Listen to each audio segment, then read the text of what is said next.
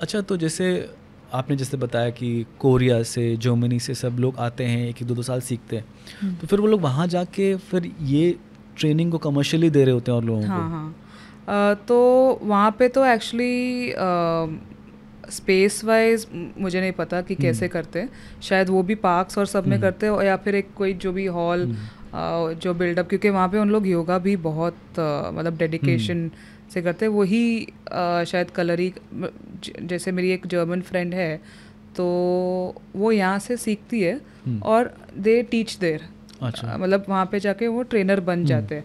शायद वो already yoga teachers है और यहाँ पे बस थोड़ा ऐसे नॉलेज पाने के लिए, क्योंकि दे वेरी वेल नो कि Indian culture is very strong and they love our culture a lot, so they come here and they learn and they go there. Some people they build up their own space. Okay. Yeah, they build up their. फिर वहाँ पे commercially चलाते हैं. Correct. They build up their own space, and people will be crazy to learn Kalari there. तो लोग मिलना is also very easy for them. Of course.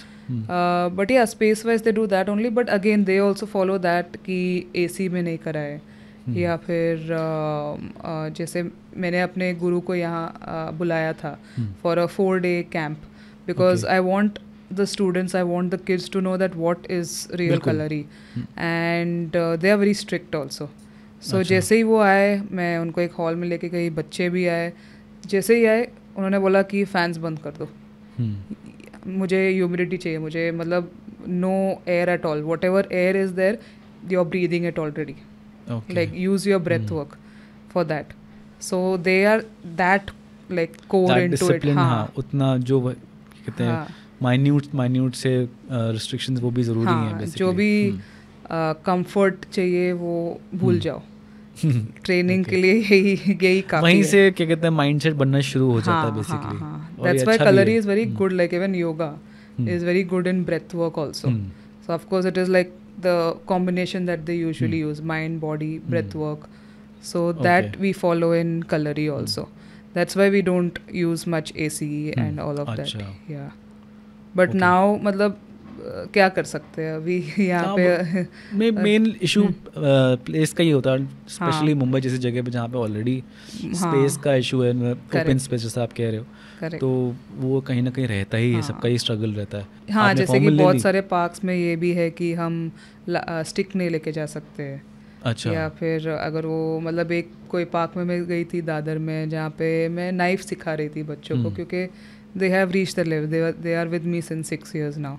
सो वो देख के वॉचमैन थोड़े घबरा गए, and it's not his fault also, of course, that it is dangerous. मैं वही कह रहा हूँ, but this is the thing कि हमको ये कल्चर में इतनी अच्छी तरह से इनग्रेन कराना चाहिए कि ये सबके लिए नॉर्मल लगे कि अच्छा ये बच्चे कलरी सीखने जा रहे हैं, हाँ this is part of it, जाओ सीखो. वो उतना बोल्डली हमारे कल्चर में, हमारी आदतों में बेसिकली आ जाना चाहिए. और अगर एक इंस्टीट्यूट होता है यहाँ पे कलरी का, जो पहले होता था, लेकिन जैसे मैंने कहा कि ब्रिटिशर्स के आने के बाद वो सब रुक गया, बट अगर एक इंस्टीट्यूट होता तो मतलब this would be a different India all together. वो तो ब्रिटिशर्स की वजह से तो काफ़ी कुछ हो गया, बहुत कुछ. बेसिकली इन्होंने आर्म्स एक्ट उन्होंने ही अप्लाई किया, जिसकी वजह से नाइफ्स है, ये सब चीज़ें हम लोग कैरी भी नहीं कर सकते. हाँ, करेक्ट. तो वो तो बहुत पहले से ही है उनका इंटरफेरेंस.